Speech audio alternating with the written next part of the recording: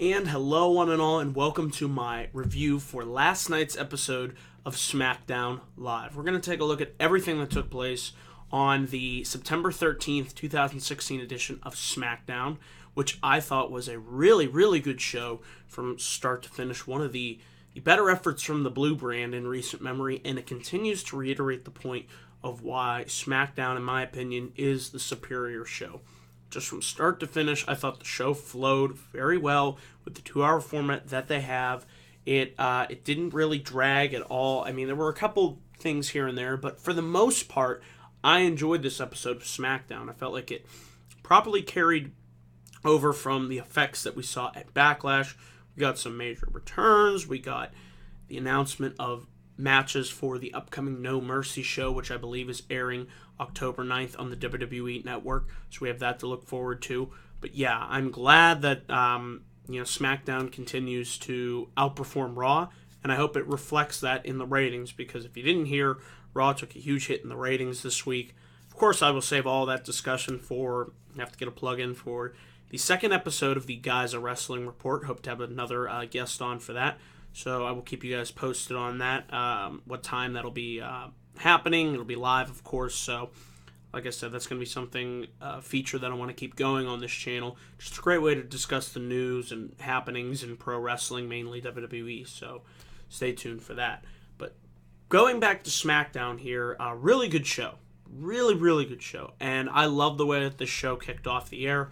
Of course, how can you not kick it off with anybody else but the man, the MVP of 2016, the phenomenal AJ Styles. Yes, AJ Styles is the man. He conquered John Cena at SummerSlam. Now he conquered Dean Ambrose at WWE Backlash. He came out and he pretty much said that he told you so. AJ said that he was going to do what he was going to do, as I knew he was going to do. A lot of do's in there. He was going to beat Dean Ambrose, and he said he could defeat John Cena and Dean Ambrose with one arm tied behind his back. And he pretty much goes on, and he's bragging about how he's the face that runs the place. And they're in Philly, by the way, a good crowd from Philly. And John Cena would return. John Cena would he got a better reaction than I thought he would in Philly. So Cena comes down, he gets right in AJ's face, and he said, "There's one thing that I have yet to do." And, he wants it. He wants it back. And AJ thought he's talking about the armband. He takes off his armband, throws it in Cena's face. But Cena says, no. That's not what I want. I want that WWE Championship, because that'll tie me with Ric Flair's 16-time record. I'm like, okay. Are we going to do Cena Styles one-on-one? Because in the back of my mind, I'm thinking it's going to be a triple threat, which is what I want to see. And then, sure enough, Dean Ambrose comes out, and he's fired up. He's pissed off, obviously, after losing his championship. I like that. And he said, "Styles, you became the enemy when you kicked me in the balls," pretty much. And Cena said that Ambrose became a hypocrite for complaining about crotch shots, considering you did the same thing to AJ several weeks ago.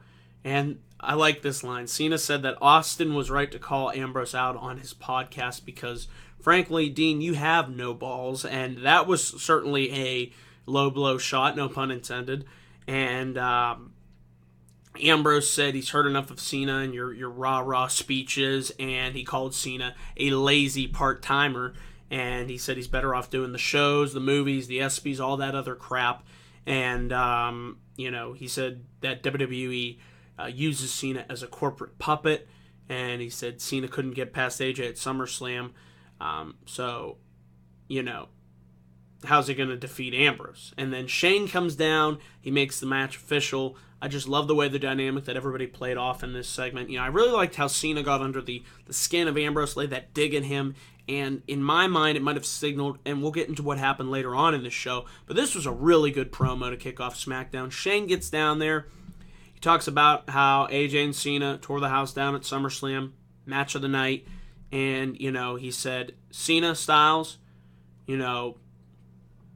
Cena deserves to be in the championship match, and he said Ambrose and Styles tore the house down at Backlash, and, with Styles taking the easy way out with the low blow, he said that AJ will put the title on the line at No Mercy in a triple threat match between AJ, John Cena, and Dean Ambrose. Holy hell, that is a really, really good main event for No Mercy. Already excited for No Mercy, perhaps more than Clash of Champions. So, and then he also announced that tonight John Cena and Dean Ambrose will team up to take on AJ Styles and a partner of his choosing. And if AJ can't find anyone to be his partner, Shane and DB will appoint somebody as their partner, as his partner.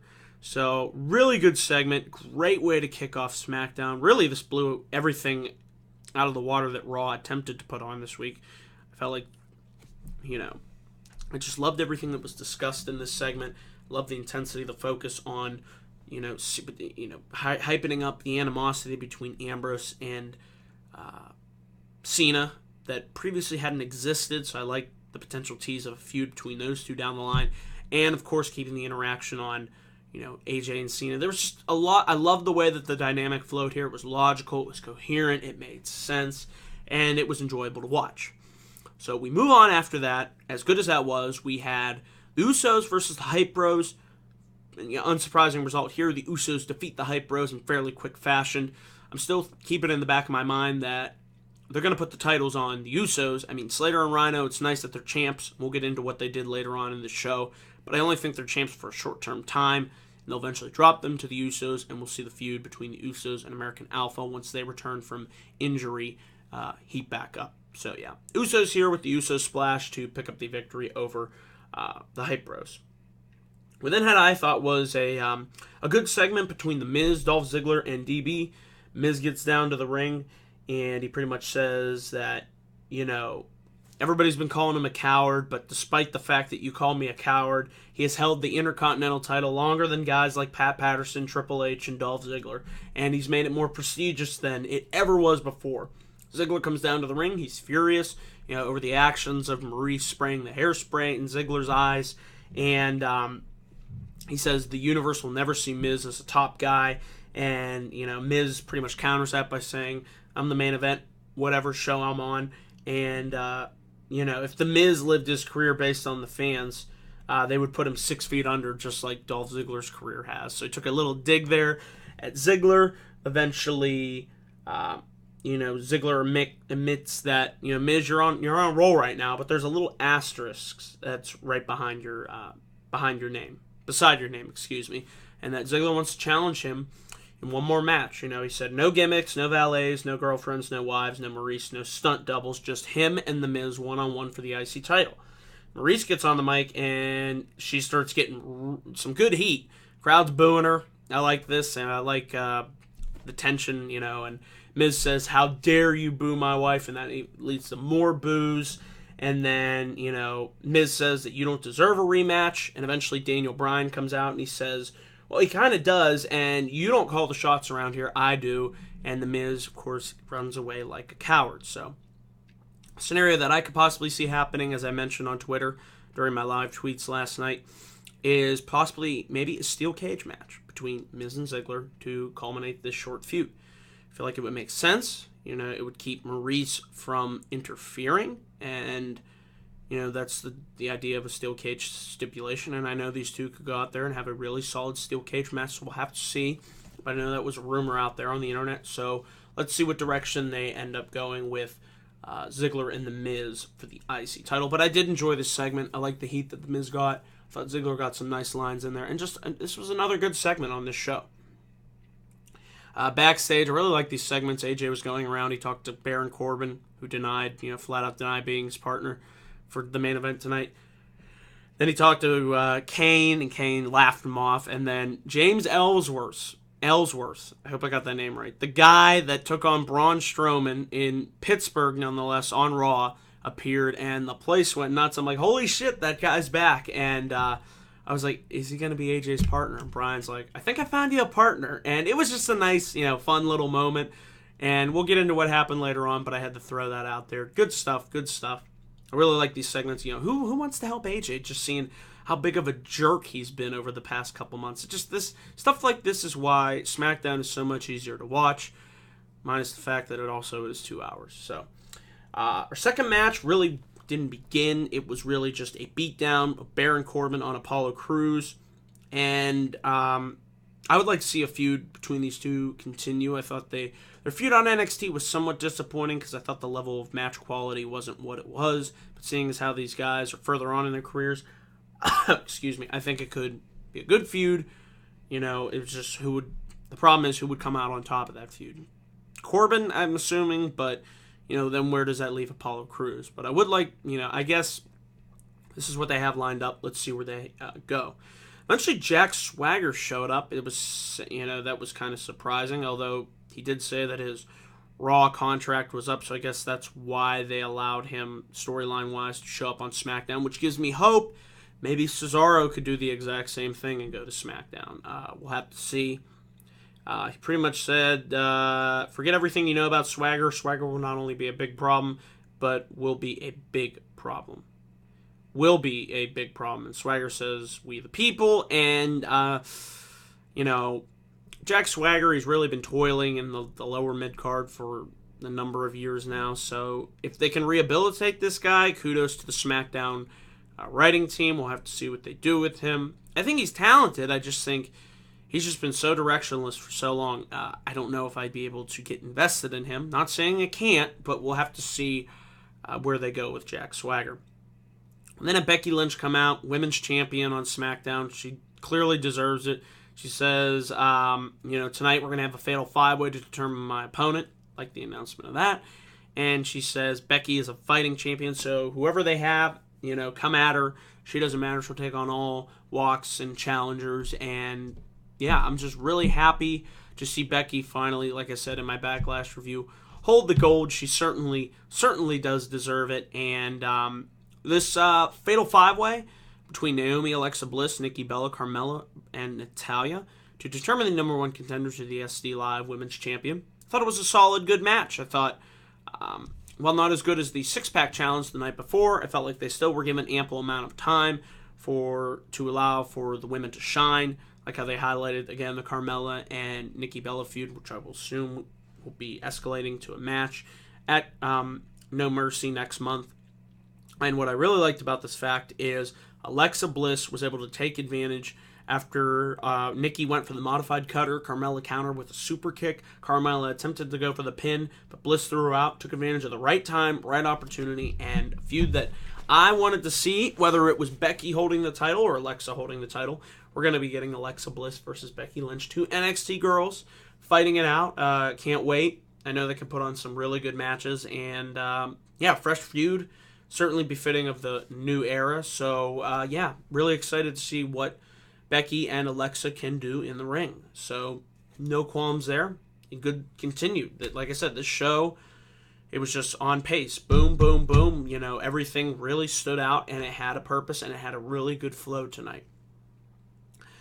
Then we had Heath Slater's contract signing. Rhino, Heath Slater, they come out, and Shane's there, and he says, how you took advantage of an opportunity, and you became one half of the SD Live Tag Team Champions, and now you finally, officially, can sign the contract on the dotted line. So now Heath Slater, the one-man band, is officially a member of the SmackDown Live roster. Really like how they built this story, having him team up with Rhino. I thought, it could work. And I felt like up to this point it did work. And eventually, they talk about, how, Rhino and him are friends and how they're the tag team champions. And then the Ascension interrupt them. And Shane makes the announcement this is a tag team championship match. I was thinking they're not going to take the titles off Slater and Rhino this soon. I thought maybe the Usos would have came out. But they didn't. The Ascension came out. And Slater and Rhino defeated the Ascension, and that was that. So it makes me think maybe we'll see Slater and Rhino versus the Usos at No Mercy, and then they could possibly drop the titles there, and then we'll have to see where they go. Because the SmackDown Live Tag Team division, there's not a whole lot of depth there outside of Slater and Rhino, the Usos and American Alpha. They'd have to seriously rebuild credibility for the Ascension. The Hype Bros, they're there. Breeze Dongo, they're not really doing much with them. And I like the Vaudevillains, but like I said, they've really fallen off since they've debuted on the main roster. So we'll have to see where they go with the SmackDown Live Tag Team division. But enjoyed the contract signing segment. The match, it was all right. We then had Randy Orton come down to the ring to continue his feud with Bray Wyatt. As we all know, the match was put off at Backlash 2 days ago, well, now 3 days ago. And I'm assuming we won't see this match take place at No Mercy. And Orton gets in there and he talks about how Bray isn't the first person to try to end his career. And Orton says if Bray has any balls, he would come to the ring and face your fear. Bray gets on the Titantron, cuts promo on Orton, and the lights go out. Bray is standing behind Orton. Lights go out again. Eric Rowan tries to attack Orton, knocks him down, but Orton is able to get up and hit him with an RKO. I was thinking maybe we'd see Luke Harper return. I'm hoping that's the end game for this, and that would lead to, they need to, I feel like, good addition, by the way, keep this in the back of your mind, good addition to the SmackDown Tag Team division, Luke Harper and Eric Rowan. I think that would be another credible team, and you add them, and there's some more depth right there for the SmackDown Live Tag Team division. I haven't heard many people mention that, but you reunite the Wyatt family, get Bray on some momentum, get him some wins, win this feud against Orton, build him back up, turn him babyface. There's a lot of options to go there, so they need to definitely do more with Bray Wyatt, and I hope that's the long-term goal, like I keep saying, of this feud, to have Bray Wyatt come out on top of this feud. So the promo was okay, and like I said, Orton lays out Rowan with the RKO. We then finally have our fifth and final match, the main event of this evening, solid main event, between AJ Styles, and it was supposed to be James Ellsworth, but I like this. The Miz came down. I was thinking, they're not really going to have Ellsworth team with AJ. But he makes his way to the ring, he gets a nice pop from the crowd, and Miz comes down, he lays him out with skull-crushing finale. I'm like, that's smart, because the Miz says he's the main event, so why wouldn't he come out, beat the hell out of this guy, and then take his spot? I just love how stuff on this show makes sense, and it progresses. So it was Styles and The Miz versus Cena and Ambrose. Like I said, I like the tease tension between Ambrose not wanting to tag Cena in. Eventually, he is forced to tag Cena in towards the end of the match, and then Miz and Cena are in the ring. He hits the 5-knuckle shuffle, goes for the attitude adjustment. Styles storms into the ring. Styles goes over the top rope. Ambrose hits a suicide dive, and then that allows for Cena to plant Miz with the attitude adjustment. Your winners are Cena and Ambrose. The interesting thing after this match, though, was Ambrose got back into the ring, and he laid out Cena with the dirty deeds, and he got some boos from the crowd by doing it. So I don't know if this was quote-unquote a heel turn, but it definitely, I don't know if it was just to play up the fact that this is a triple threat, anything can go. I don't think it was an official heel turn, but the crowd did boo, so that's something to take note of, and it'll be interesting to see how they follow that up on SmackDown. But, I think Ambrose could use a heel turn. I think it's just about time. It would definitely help freshen up his character a little bit. But yeah, I'm excited for the triple threat. Becky versus Alexa at No Mercy. You have, what else? Orton versus Wyatt continuing. Bella versus Carmella. There's just a lot of good stuff. Miz versus Ziggler, potentially with a stipulation. I just love the way that we are already, you already have an idea of what we might see at No Mercy.